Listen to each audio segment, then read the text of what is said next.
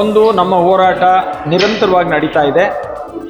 ಈಗ ಅದು ನ್ಯಾಯಾಲಯದ ಮೆಟ್ಲೇರಿದೆ.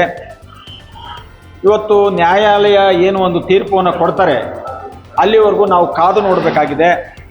ಅದರ ಜೊತೆಯಲ್ಲಿ ಕೆಂಪೇಗೌಡರ ಶಿಲೆ ವಿನ್ಯಾಸವನ್ನು ಬದಲಾವಣೆ ಮಾಡಬಾರ್ದು ಅಂತೇಳಿ ಮಠಾಧೀಶರು ಘೋಷಣೆಯನ್ನು ಮಾಡಿ ಮಾಧ್ಯಮದ ಮುಖೇನ ಅದನ್ನು ವರದಿಯನ್ನು ಕೊಟ್ಟಿದ್ದಾರೆ.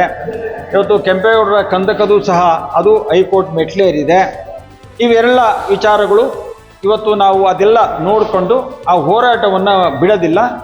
ಅದು ಮಾಗಡಿ ಕೆಂಪೇಗೌಡರಿಗೆ ಅವಮಾನ ಮಾಡಲಿಕ್ಕೆ ನಾವು ಯಾವುದೇ ಕಾರಣಕ್ಕೂ ನಾವು ಒಪ್ಪೋದು ಇಲ್ಲ, ಅದು ಬಿಡೋದಿಲ್ಲ ಅಂತ ಹೇಳೋಕ್ಕೆ ಬಯಸ್ತೇವೆ.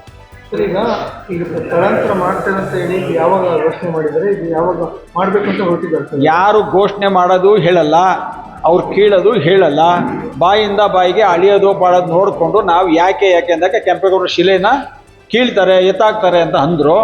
ಇದು ತಮಾಷೆ ಇರ್ಬೋದು ಅಂತ ನಾವು ಅಂದ್ಕೊಂಡು ಯಾವತ್ತು ಮಹಾತ್ಮ ಗಾಂಧಿಯವರ ಕೊಳ್ಳಿಗೆ ಹಗ್ಗ ಹಾಕಿ ನೇಣು ಹಾಕ್ತಂಗೆ ಕಿತ್ತರೋ ಅವ್ರು ಗೊತ್ತಾಯಿತು ಇವ್ರು ಯಾರು ಹೇಳೋರು ಕೇಳೋರಿಲ್ಲ, ಇದು ಕೆಂಪೇಗೌಡರ ಶಿಲೆಗೂ ಇವರು ಬರ್ತಾರೆ, ಇದೇ ಕೆಲಸವನ್ನು ಮಾಡ್ತಾರೆ ಅಂತೇಳಿ ನಾವು ಇವತ್ತು ನ್ಯಾಯಾಲಯದ ಮತ್ತು ಮಠಾಧೀಶರ ಹಿರಿಯರ ಚಿಂತಕರ ಹೋರಾಟಗಾರೆಲ್ಲರೂ ಸೇರಿ ಮನಸ್ಥಿತಿ ಸ್ಥಿರ ಮಾಡ್ಕೊಂಡಿದ್ದೀವಿ.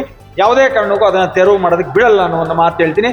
ಅದರ ಜೊತೆಯಲ್ಲಿ ಇವತ್ತು ಪರಿಸರದ 400ಕ್ಕೂ ಅಧಿಕ ಮರಗಳನ್ನು ಮರಣ ಹೋಮ ಮಾಡಿ ನೀವು ಸಾಧನೆ ಮಾಡೋದೇನು?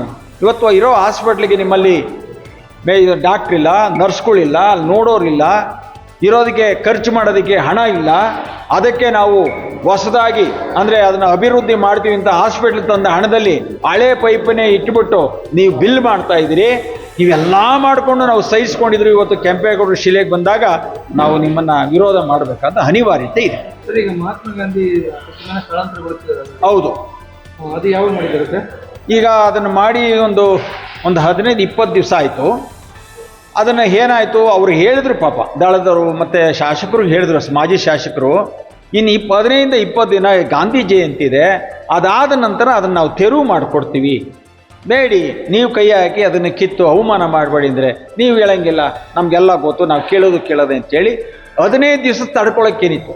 ಇವತ್ತು ಆ ರಸ್ತೆ ಆಗಬೇಕಾದ್ರೆ ಇವತ್ತು ಇವನು ಅವಧಿಗೆ ಆಗುತ್ತೋ ಆಗಲ್ಲೋ ಅದು ಗೊತ್ತಿಲ್ಲ. ಹೋಗ್ಲಿ ಮಾಡ್ಕೊಂಬಂದು ಕೊನೆಯದಾಗಿ ಮಾಡಿದ್ರೆ ಅದನ್ನೂ ಮಾಡಲಿಲ್ಲ.